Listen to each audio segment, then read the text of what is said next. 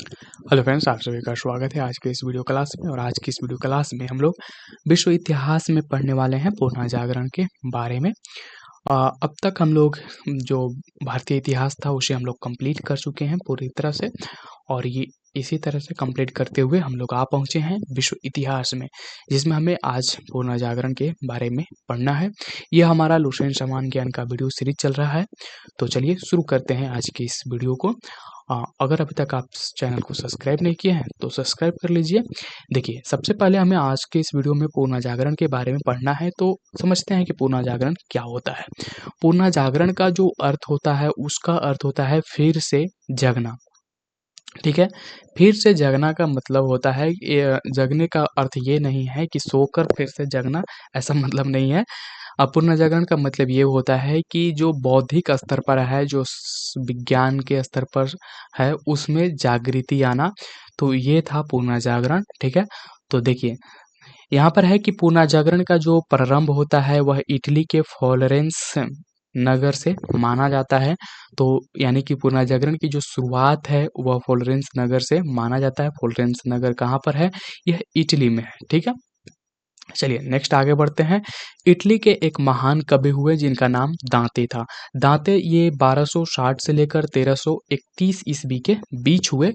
इनको पुनर्जागरण का अग्रदूत कहा जाता है। ठीक है, अग्रदूत का मतलब कि पहला व्यक्ति जो कि इस बारे में विचार किया। ठीक है, माना जाता है इनका जन्म जो है फ्लोरेंस नगर में हुआ था, इसीलिए फ्लोरेंस नगर को पुनर्जागरण का केंद्र माना जाता है, प्रारंभ के केंद्र को माना जाता है यहाँ पर, यानी कि पुनर्जागरण के प्रारंभिक केंद्र के रूप में फ्लोरेंस नगर को जाना जाता है, क्योंकि इटली के महान कवि जो दांते थे उनका जन्म यहीं पर हुआ था फ्लोरेंस में, और ये पुनर्जागरण के अग्रदूत के रूप में जाने जाते हैं कवि दांते। ठीक है, कवि दांते ने प्राचीन लैटिन भाषा को छोड़कर, यानी कि लैटिन भाषा को छोड़कर, ये तत्कालीन इटली भाषा की इटली की जो बोलचाल की भाषा थी उसमें इन्होंने टास्कन में, ठीक है, टास्कन में डिवाइन कॉमेडी नामक काव्य लिखा। इसमें दांते ने स्वर्ग और नरक की एक काल्पनिक यात्रा का वर्णन किया।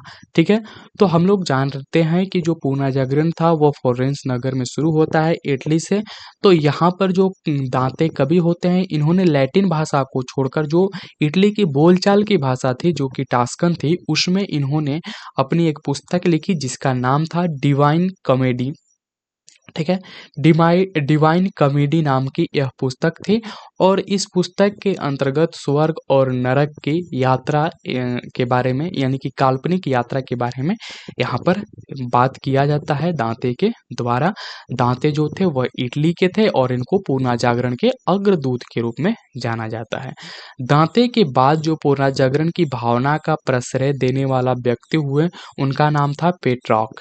ठीक है, पेट्रॉक जो थे वह 304 से लेकर 1304 से लेकर 1367 ईस्वी के बीच हुए। पेट्रॉक को पुनर्जागरण की भावना के बारे में ये देने वाले दूसरा व्यक्ति हुए, यानी कि पुनर्जागरण के क्षेत्र में ये दूसरा व्यक्ति हुए पेट्रॉक को मानववाद का संस्थापक माना जाता है। तो इनको मानववाद का संस्थापक माना जाता है। वह इटली का निवासी था, यानी कि पेट्रॉक जो थे वह इटली के निवासी थे, ये भी इटली से थे। देखिए, मानववाद का अर्थ होता है कि मानवीय आवश्यकताओं पर ध्यान देना, जोर देना, और मानव को केंद्र में रखकर, ठीक है, मानव को केंद्र में रखकर बातें करना, यानी कि कुछ भी सुधार प्रक्रिया करना, उसमें मानव को पहले केंद्र में रखा जाता है, उसी से संबंधित, उसके अधिकारों से संबंधित और उनकी आवश्यकताओं को ध्यान में रखते हुए परिवर्तन और सुधार किए जाते हैं। तो ये मानववाद का संस्थापक हुए पेट्रॉक, ये इटली के निवासी थे। नेक्स्ट आगे बढ़ते हैं। इटालियन गद्य का जो जनक हुए उनका नाम था, एक कहानीकार हैं, इनका नाम था बोकेसियो। बोकेसियो को इटालियन गद्य का जनक कहा जाता है, और ये एक कहानीकार थे बोकेसियो।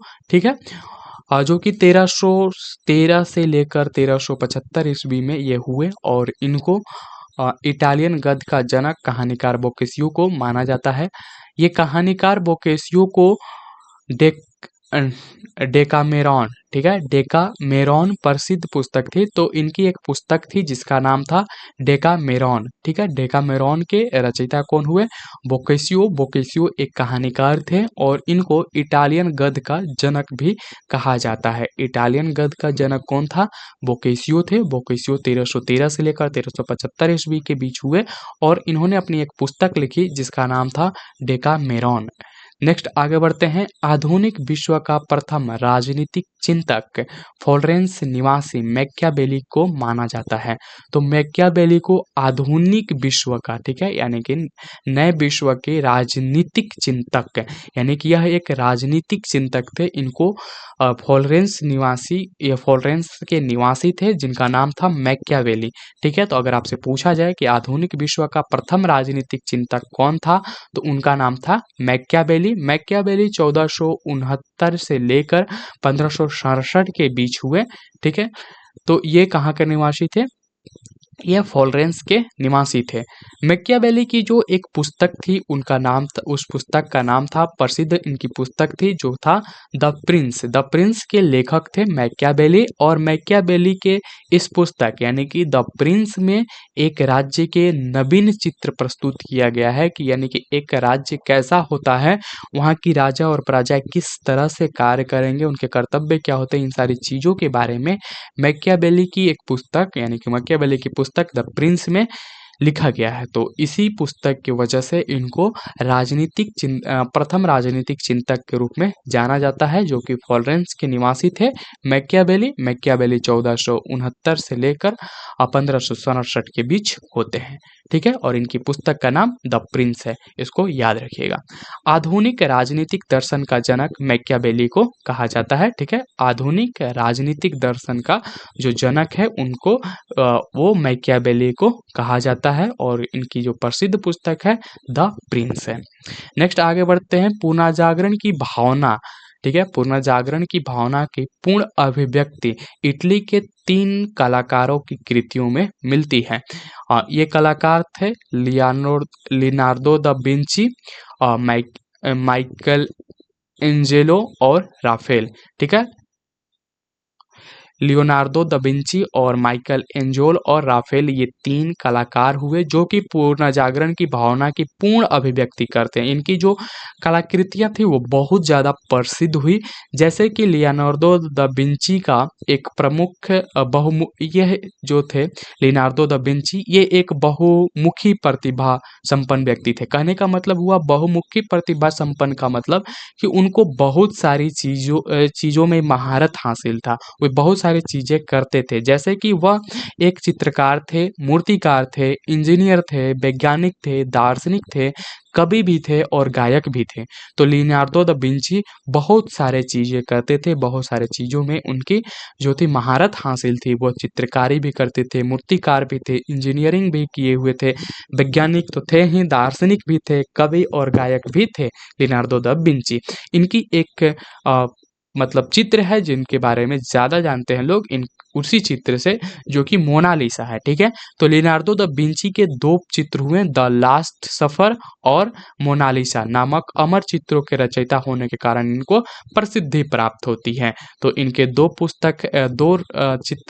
चित्र हैं, एक तो था द लास्ट सफर और दूसरा मोनालिसा। ज़्यादातर ये मोनालिसा के मोनालिसा बनाने की वजह से, मोनालिसा के चित्र बनाने की वजह से इनकी ज़्यादा ये विख्यात होते हैं, प्रसिद्ध होते हैं। तो लियोनार्दो दा विंची के 2 चित्र थे जो थे, एक तो पहला द लास्ट सफर और दूसरा मोनालिसा। नेक्स्ट आगे बढ़ते हैं।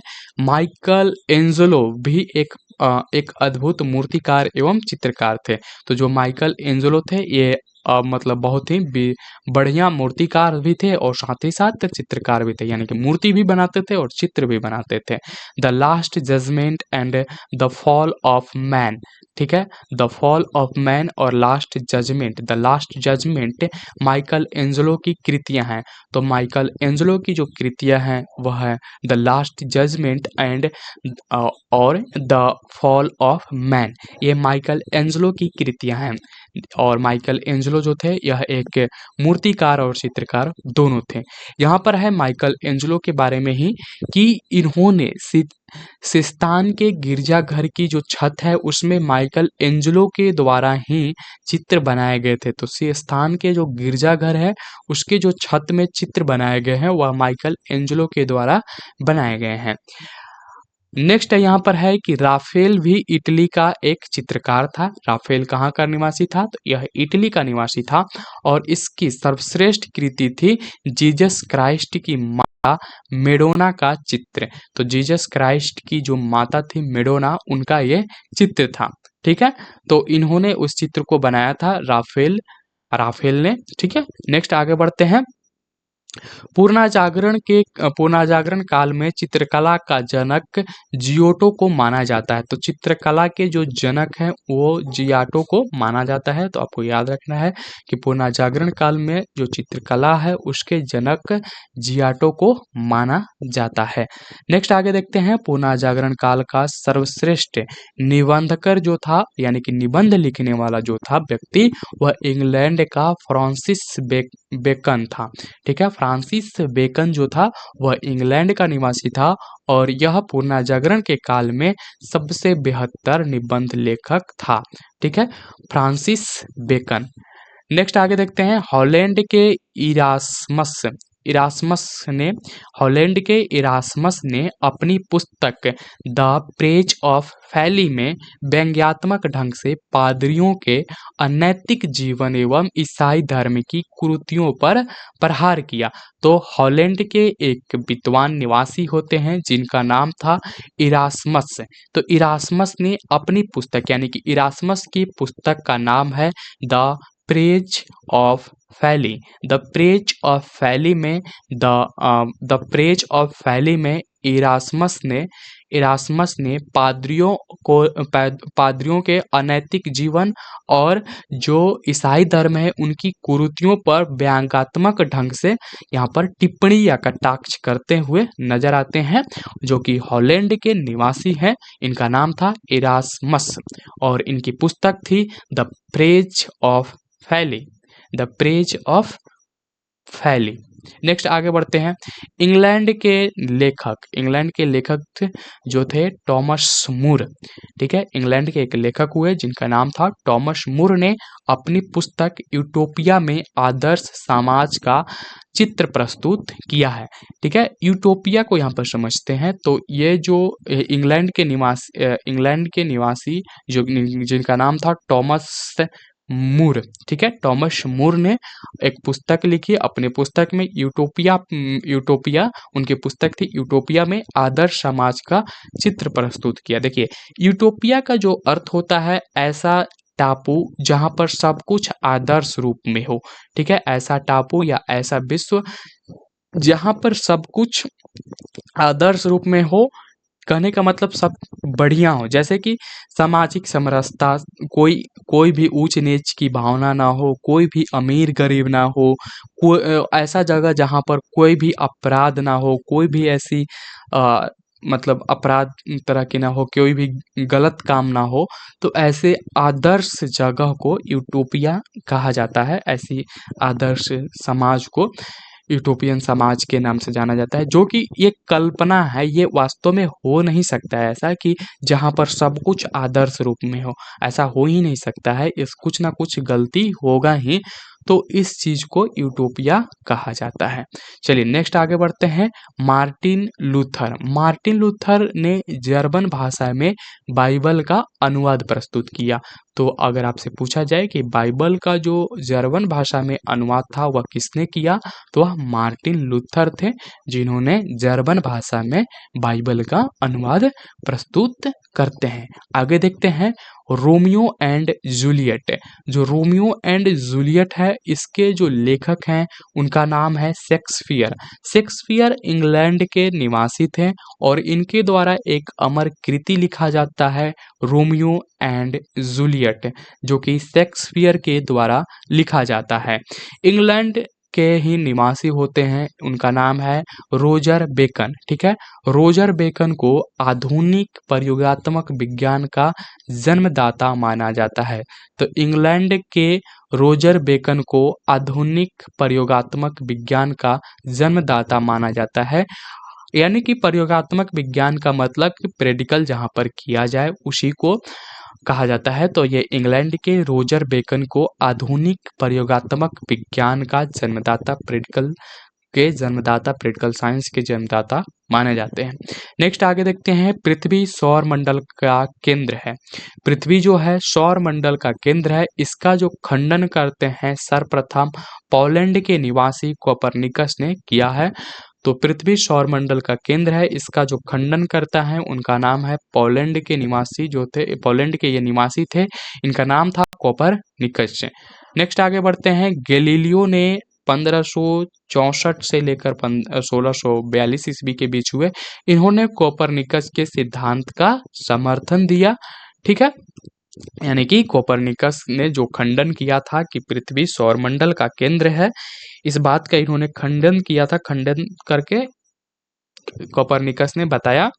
तो और इस बात को जो समर्थन देने वाले थे उनका नाम था गैलीलियो। गैलीलियो जो थे वो 1564 से लेकर 1642 ईस्वी के बीच होते हैं। नेक्स्ट आगे यहाँ पर हमें देखना है, हाँ यहाँ पर है कि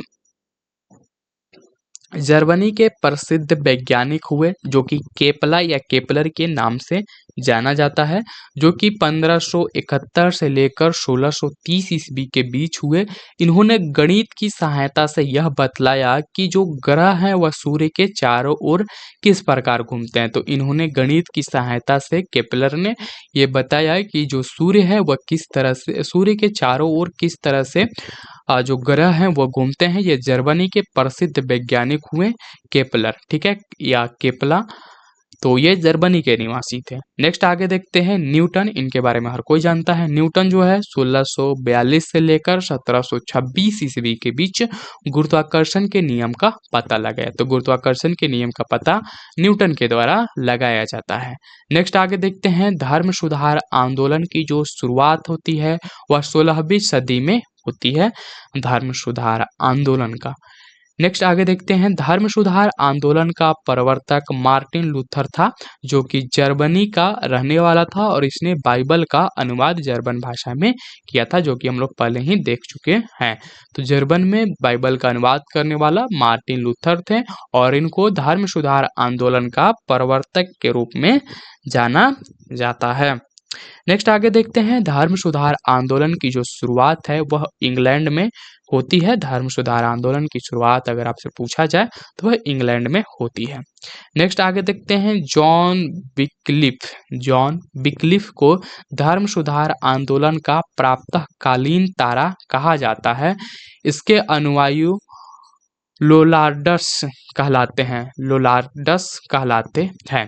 देखिए जो यहाँ पर एक बात कही गई है कि प्रातःकालीन तारा, आप जब सुबह के तारा को देखेंगे कि वह बहुत ज़्यादा चमकीला होता है, तो उसी तरह से जॉन विक्लिफ को भी धर्म सुधार आंदोलन का प्रातःकालीन तारा के रूप में जाना जाता है। और इनके जो अनुयायी थे, यानी कि इनको जो मानने वाले लोग थे, उनको लोलार्डस के नाम से जाना जाता है।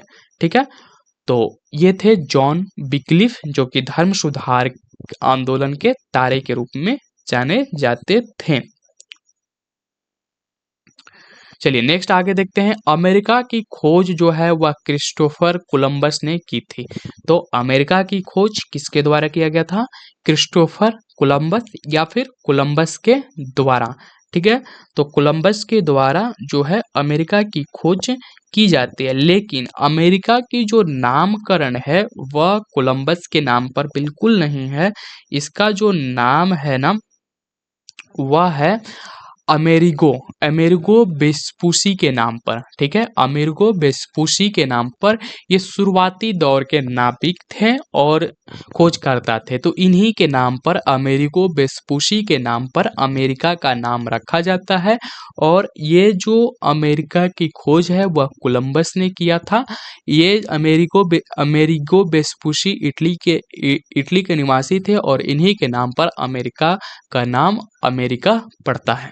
चलिए नेक्स्ट आगे देखते हैं। प्रशांत महासागर का जो नामकरण है, यानी कि प्रशांत महासागर का जो नाम रखा गया है वह स्पेन के निवासी मैगलन के द्वारा किया जाता है। तो प्रशांत महासागर का जो नामकरण है वह मैगलन के द्वारा किया जाता है और मैगलन ही वह व्यक्ति था जो कि समुद्री मार्ग से संपूर्ण विश्व का चक्कर लगाने वाला यह पहला व्यक्ति मैगलन ही था।